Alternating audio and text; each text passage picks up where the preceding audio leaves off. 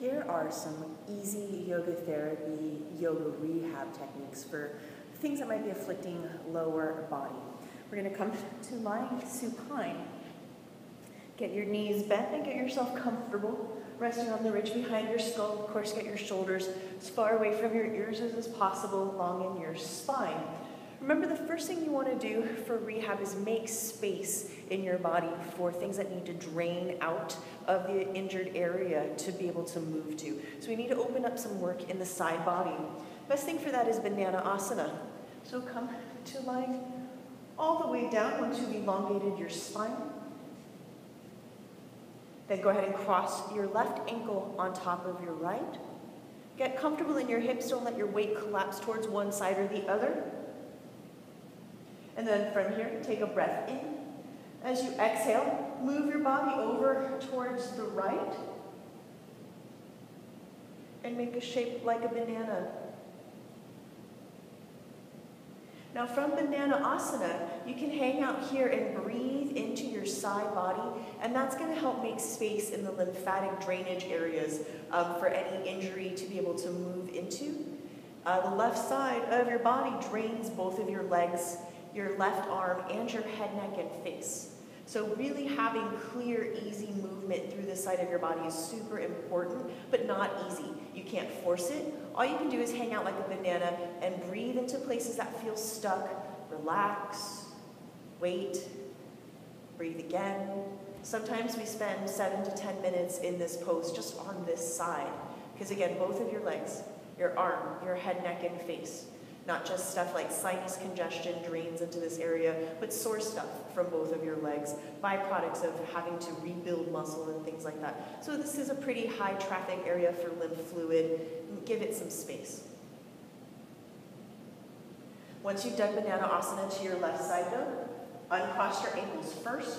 Keep your hips heavy, and then you're going to move your upper body back towards center. And when you stretch here, you'll notice your left side body is longer than your right. I did that for, 20 seconds, and you might even be able to see how different one side of my body is now from the other. Of course, you want to balance between sides. So you're going to now cross right ankle on top of left. And again, make sure that you're still in the middle of your hips. You didn't collapse towards one side or the other. Arms can be wide. Take a breath in, and then again, move your upper body to the opposite direction of the side that you're stretching. I like to keep arms open wide. Sometimes I like to interlace fingers underneath my head. It just depends on what sensation you're going for. Make sure that your hands don't go numb.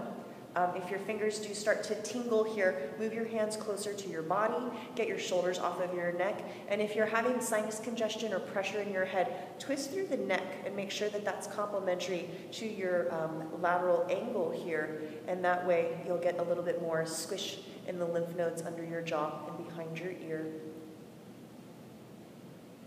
Now remember, right side only drains your right arm, but if you do a lot of weights or if you jab a lot with your right arm, you might feel a lot of congestion here under the armpit and such. So don't discount right side being important. Also keep in mind that your lung is bigger on this side, so you might be able to take in bigger breaths, and that's kind of a fun thing to play with. Once you've opened up your lymphatic channels though along your side body, I want you to uncross your ankles and stay heavy in your hips. Move your upper body back to center, and then stretch. Make sure that you feel balanced between sides. So that's the first step in getting rid of sore stuff and for getting things to move around in your body. For the rehab part of this work, I want you to take a breath in, and as you exhale, take your left knee up towards your chest. You can bring your hands onto your shin. You don't need to tug down. You can, but you don't have to. You can also bring your hands behind your thigh. Whatever you can grab onto here is fine. From here though, let your hands move your leg from one side to the other. And the goal of this is to relax your femur bone and kind of explore the way that it relates to your hip socket. So I'm pretty flexible. My leg gets really close to my body. You don't have to be this flexible, obviously. Go ahead and just enjoy your leg wherever it feels comfortable, and make sure as you're practicing this that it feels good underneath you. You can massage into your butt, into your hip. Because I have a lot of flexibility, I can take my leg around and get exactly where I need it. You might be able to do that too, so feel free to explore it. Just don't ever move into pain. And of course, once you've taken lateral movement here with your leg, you can start to use your hands to move your leg around in a circle. You can start off small. I want you to slow it down, especially through places that are tight or tender. This is not speed racer time. You're not muscle building. You're, again, making space. Please keep in mind here that you have lymph nodes in your groin, and they might be swollen and tender, and it might be really uncomfortable. So that's why you're going to especially slow it down as your knee is approaching the midline of your body to kind of help keep squishing that stuff out so we have room in the body to do other types of repair work. And once you're comfortable here with circular movement, awesome. You're going to come to an easy center place, and I want you to see if you can grab a strap or a tie or something that you can use, a TheraBand, something that you can use for attachment here. If you don't have anything like that, you can use your hands or you can just free ball it, but at the same time, having a little bit of resistance can sometimes be helpful. If you do have a strap, I want you to bring it around the ball of your foot and extend your leg up towards the ceiling.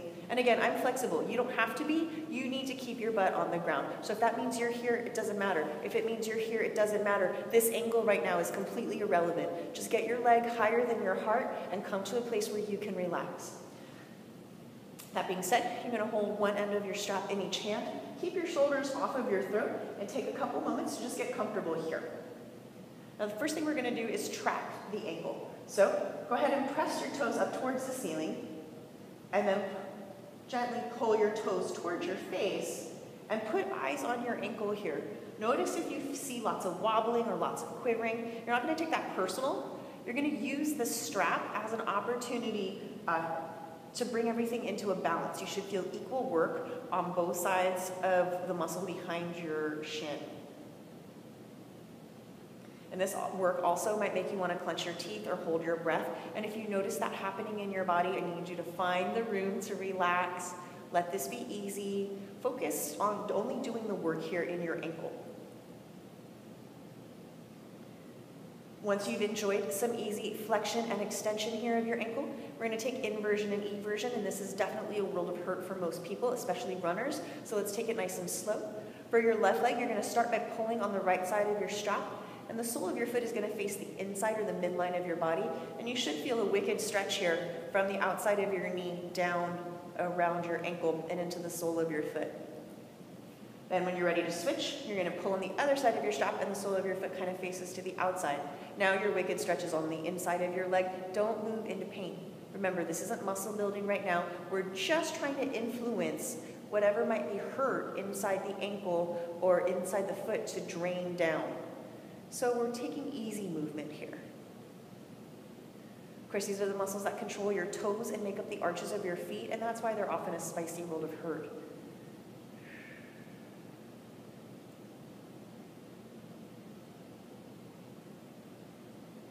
Once you get comfortable-ish with inversion and eversion, and remember, yoga is a forever practice. Once you get comfortable with this step, you're going to come back to center. Take a breath in. And as you exhale, hold your straps one in each hand. You're going to bend your knee and straighten your knee. And this is knee flexion and extension. And if you've got your eyes on your knee, again, you might notice some wobbles. You might notice different places where it seems shaky. That's an indication that you might need to strengthen up in different aspects of your knee, especially if you're prone to a knee injury or knee sensitivity. You should be feeling equal work, though, between your quads and your hamstrings in the back of your leg, but ultimately this shouldn't feel too much like work. If you're hearing knees clicking and popping, as long as you're not moving into pain, you're probably safe. It's not awesome, but at the same time, there are definitely bigger problems than hearing clicking and popping. Do the best you can, though, to stay equal between sides, both right and left sides of your knee, as well as front and back of your leg. Now, assuming you're not lightheaded at all and it feels okay in your body, you're going to stop here with your leg straight. And from here, take both ends of your strap into your left hand. Take your right hand and hold the right side of your hip down. You're going to take a breath in, and as you exhale, let your leg open into abduction. This might not be a big movement. Remember, I'm pretty flexible here. You don't have to be. Your movement might be a little bit smaller. You might be closer to the ground. It doesn't matter. So right now I'm in external rotation, my knees and toes are pointing towards the side. You might be in something more of called abduction with your knees and toes pointing up. You can experiment here. Your leg is pretty safe if you're holding it, so you might have a little bit of movement here. As long as you're not moving into pain, you're doing okay, and as long as both sides of your hips are down.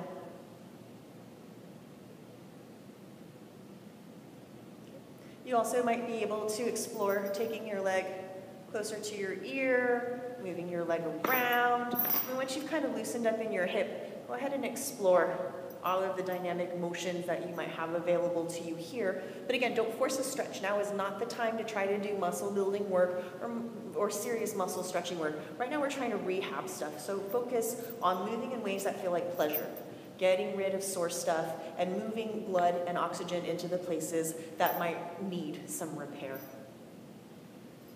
Once you've explored taking your leg around, I want you to enjoy a breath in, release your leg. You're going to extend your leg up towards the ceiling and give your ankles some circles, wave your toes. Try to take random patterns of movement. Number 8s can be really fun and challenging here. But then let your knee bend. You're going to take your right hand onto the left knee, get your belly out of the way, pull it down, and then find a supine twist. Your left leg might come all the way to the floor. It might need a little bit support from your right hand. You might experiment taking your knee closer into your chest or moving it further away. All of this should be pleasure movement, making sure that you're moving in a way that feels good, taking it slow. You can stay here in supine twist 7, 10 minutes. Doesn't matter, it's up to you. And when you feel good, come back to a nice 90-degree angle. Keep strong through your core muscles. Belly pulls down. Let your right hand help bring you back onto your back. And then from here, you might give your leg a hug, circle your ankle. I like to kick my leg up to space and then drag it down, because then, again, I get a good sense of how different my legs might be from one another. And right now, my left leg's probably a 1/4 inch longer than when I started. Okay.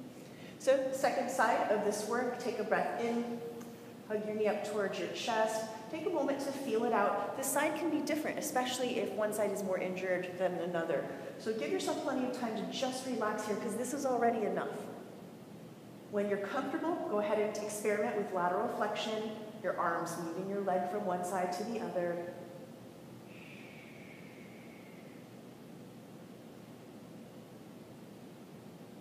Once that becomes easy, experiment with some circles. Remember, you want to use your femur bone to move things out of the groin, especially if your groin is tender, if you're feeling swollen, if you're feeling congested, if you're having a hard time moving lactic acid out of your body after a hard workout. Let this be easy. This isn't muscle building or crazy aggressive work. When you feel pretty good, and take your time. You can always put me on pause. When you're ready, you're going to take your strap, bring it around the ball of your foot, and again, extend the leg to space. Make sure your hip stays down. It's not good here if your hips are doing some kind of crazy thing. You want to keep them flat and grounded here so that your rest of your body can relax. This should feel easy-ish.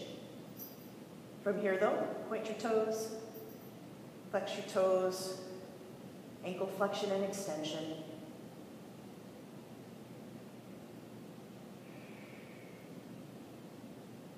And remember, don't ever move into pain. It's okay if this is half of the work that you know that you can do if your ankle is injured. Give yourself plenty of time to just exercise the muscle fibers enough to change the pressure, to bring new oxygenated blood into the area, for there to be some cellular repair and exchange. Once you've done flexion and extension, you've looked at your ankle, you know things are feeling balanced, you're in a good control here. We'll come to center. You'll take inversion and eversion, inversion and eversion, feeling for equal work on the sides of your shin. This might burn a little bit on the inside of your foot, and I'm sorry about that, but that's just life. Try to keep breathing.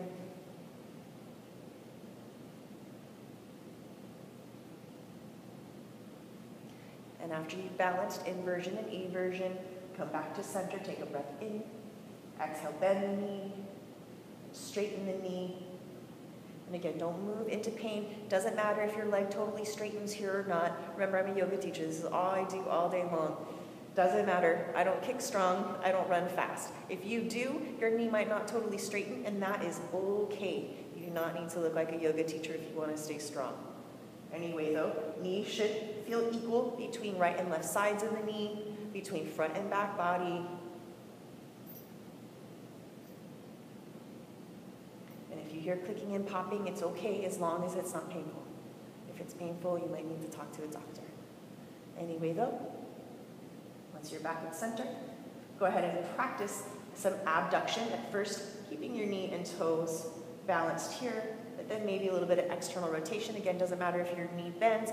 Use your left hand to keep your left heel down, because a lot of times you guys pop up off the ground here, and that's fine, especially if you kick a lot, but if you can keep your hips down right now, you'll get into a deeper part of your adductors, and that might actually feel good in the groin. You can take your stretch high. Once you relax here, you can circle it around, take some exploration here. Doesn't matter if knee is straight, as long as you're not moving into pain, as long as you're not forcing any kind of uncomfortable sensation here.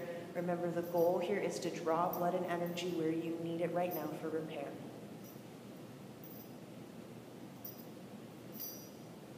And once you've made this space in your body, and come back to a center place, release your strap and wiggle your ankle about, making number 8s, writing your name, taking random patterns of movement, shaking it off, doing egg beaters, anything that's not just throwing your body around uncontrollably, but at the same time that brings blood and energy where you need it. It's okay to explore. Just stay smart about it. And when you're good, find a 90-degree angle, finding a supine twist, take a breath in, crush your guts really good, and then take your knee all the way across. Turn your eyes in the opposite direction here, and give yourself some time to breathe and relax. Remember, in a supine twist, because you're twisted, it might not feel immediately like you have a lot of room to breathe, but you do. So don't hesitate to explore. Let that be your moving meditation. Doesn't matter so much forcing a stretch here in your IT band.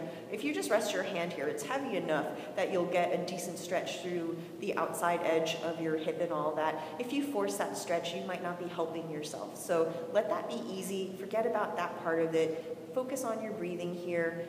If you want to turn your eyes in the opposite direction of your knees, that's definitely a choice. Remember too, you can hug your knee towards your chest and get a different sensation. You can draw your knee away and get a different sensation. All of this is safe as long as it's not painful. Once you're moving into pain, you're working too hard. From here though, you're gonna pull your belly in, slowly bring yourself back to center. Give yourself a moment. Extend the leg, and then lower all the way down. Take a stretch and make sure you're feeling pretty good. So now that you've made some space in your body for things to drain into, lactic things, lactic acid, lymphatic fluids, things like that, now is a great time to put your legs up. So what I want you to do from here is turn, or get to a wall, and get far enough away from the wall that you can put the soles of your feet against the wall, but you're not so close to the wall that your knees are resting over your chest. That's too much work. Get enough away from the wall that your shins can just relax. Soles of your feet against the wall, arms open wide.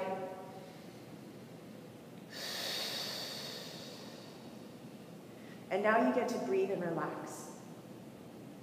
What's good about having the soles of your feet against the wall is that you can really get good balance and stability in the knees.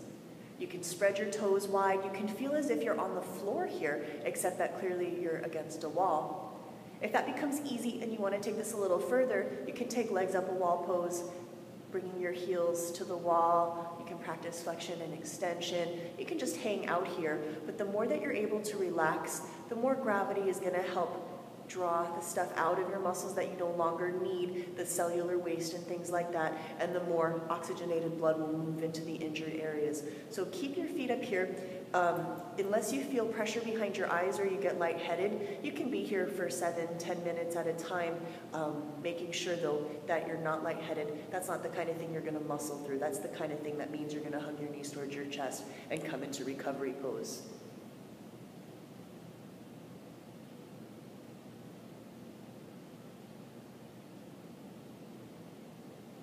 You can also bring yourself really close up against the wall if you want to, but please don't force a hamstring stretch here because that's not helpful. Forcing a stretch in this position is actually going to take more time for healing than for not. You don't want to force a muscle stretch here. This should feel easy. This should make you want to fall asleep.